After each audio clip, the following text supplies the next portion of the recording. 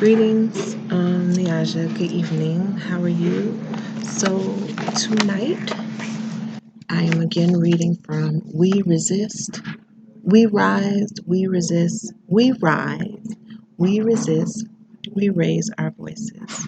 Okay, and this is edited by Wade and Cheryl Willis Hudson. Okay, all right. And the poem today we're going to do is How to Pass the Test. It's written by Hina Khan, and the photographs are by Stephen Hudson. Okay. All right. So let's take a look. If they call you Muslim, spitting out that word at you, it will probably upset you. It might make you wonder why it sounds like an insult. But they are not only mispronouncing the word Muslim, they are misunderstanding the 1.6 billion peace loving, ice cream eating, cartoon watching Muslim people like you and me living in every corner of the globe. Tell them that a Muslim, emphasizing how to say it correctly, is a person who practices the religion of Islam, and that like most religions, Islam is rooted in love, discipline, and striving to be a good person. If they say "go home," curling their lips with anger, it will probably hurt you. It might make you wonder where in the world you could go if you even wanted to. This is your home, and you have as much of a right to be here as anybody else. People in America are united by the freedom to practice their religion, whatever it is. Tell them that Muslims have been a part of our country since its very beginning and that we've been here for centuries. We helped build this country and shape it into what it is today. From the cotton fields to the factories to the front lines to the hospitals to the classroom, we love our country and we are here to stay. If they call you terrorist, pointing their fingers at you, it will probably disgust you. It might frighten you to think of the evil people doing terrible things in the name of your religion. But terrorists are nothing like you.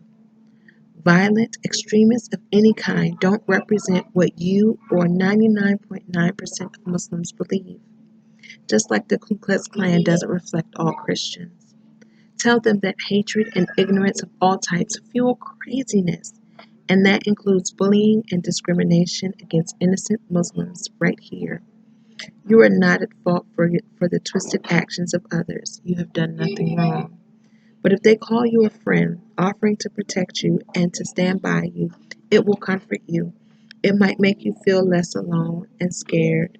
These are the people who take the time to learn about others beyond headlines, to find common ground and to understand.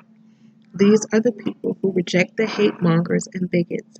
These are the majority of Americans who share the same values as Muslims and remember the struggles of others, of other religions, other races, other ethnicities for equality and freedom.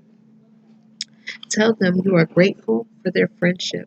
Join them in the cause of fairness and goodness and kindness toward all people of all backgrounds and faiths. Stay strong. Be proud of who you are. This is a test and it isn't easy, but it will pass. So this particular piece is prose. Okay, so it's not written in stanza form. It's not a poem, so to speak, with rhyming stanzas or couplets or anything like that. But it does have a very poetic message. And it's the same poetic message that's reflected in the Constitution, which says that every person is created equal and you have the right to pursue happiness, liberty. You have the right to be self determined. You have the right to love and love freely, and you are deserving of love as well.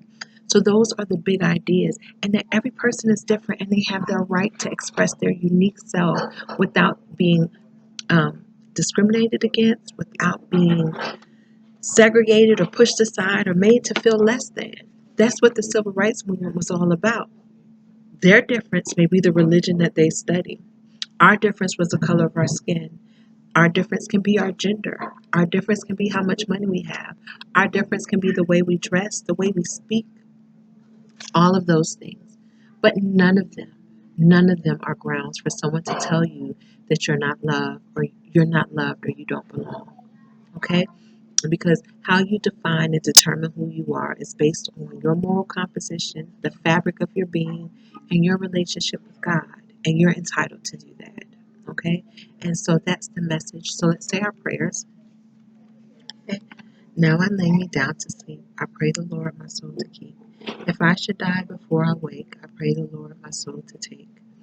Our Father who art in heaven, hallowed be thy name. Thy kingdom come, thy will be done on earth as it is in heaven. Give us this day our daily bread, and forgive us of our trespasses, as we forgive those who trespass against us. Lead us not into temptation, but deliver us from evil. For thine is the kingdom, the power, and the glory, forever and ever. Amen. All right. So I love you. I love you. I love you. I love you. And that concludes this session of poetry and prayers. I hope you have the sweetest of dreams. All right. Good night, baby.